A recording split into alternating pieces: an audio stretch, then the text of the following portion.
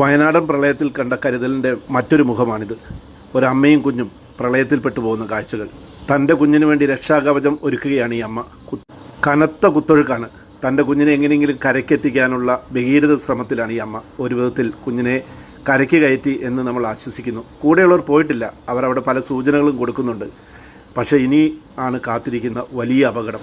അമ്മയുണ്ടല്ലോ എന്നുള്ള ധൈര്യത്തിലായിരിക്കും ആ കുഞ്ഞ് വീണ്ടും നിലയില്ലാ കയത്തിലേക്ക് അകപ്പെടുകയാണ്. അമ്മ അവിടെ നോക്കി നിൽക്കുന്നില്ല. ആ വലിയ കയത്തിലേക്ക് അമ്മയും ചാടുകയാണ്. എത്ര വർണ്ണിച്ചാലും തീരാത്ത അമ്മമാരുടെ സ്നേഹം നേർക്കാഴ്ചയാക്കുകയാണ്. ആ കനത്ത കുത്തൊഴുക്കിൽ തൻ്റെ കുഞ്ഞിനെ മാറോട് ചേർത്ത് പിടിച്ച് തൻ്റെ കൈകളിലും കാലുകൾക്കിടയിൽ മാറോട് ചേർത്ത് പിടിച്ച് കരയ്ക്കടിപ്പിക്കാനുള്ള ഭഗീരഥ ശ്രമത്തിലാണ് അമ്മ. വയനാട്ടിലെ മഹാദുരന്തത്തിൽ കുഞ്ഞിനെ ഉയർത്തിപ്പിടിച്ച കാഴ്ചകൾ നമ്മൾ കണ്ടു.